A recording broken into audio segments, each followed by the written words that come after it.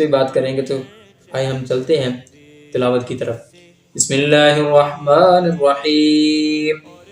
واتقوا يوما لا تجزي نفس عن نفس شيئا ولا يقبل منها شفاعة ولا يؤخذ منها عدل ولا هم ينصرون۔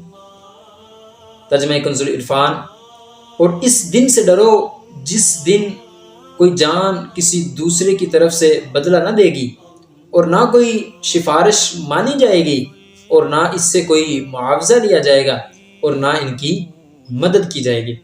اس آیت کے ایک حصے میں اللہ تبارک و تعالیٰ نے فرمایا کہ لا تجزی نفس عن نفس شیئا، کوئی جان کسی دوسری کی طرف سے بدلہ نہ دے گی۔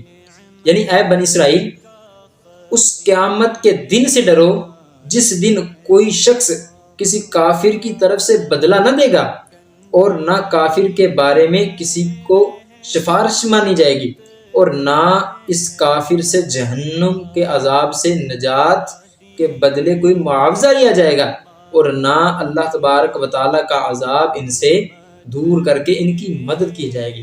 اب اس آیت سے معلوم ہوتا ہے کہ قیامت کے دن کافر کو نہ کوئی نفع پہنچ سکے گا، نہ کوئی کافر دوسرے کافر کو نفع پہنچا سکے گا، نہ کوئی مسلمان۔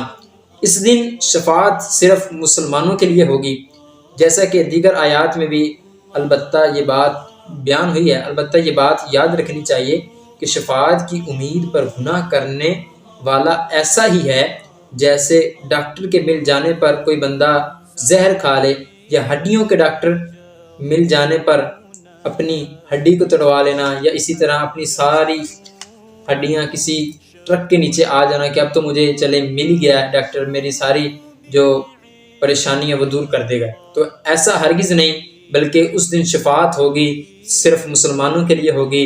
تو وہ شفاعت کون فرمائیں گے؟ وہ میرے اور آپ کے آقا محمد مصطفیٰ صلی اللہ تعالی علیہ وسلم مسلمانوں کی شفاعت فرمائیں گے۔ تو اس دن سے بھی ڈرنا چاہیے۔ اس دن کے لیے ہمیں کوششیں کرنی چاہیے کہ ہر وقت ذکر اللہ سے ہماری زبان تر رہے۔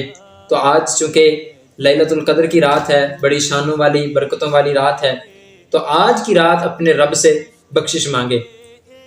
آج کی رات، ساری رات، صرف ایک رات اللہ کے ذکر کے لیے وقف کر دیں۔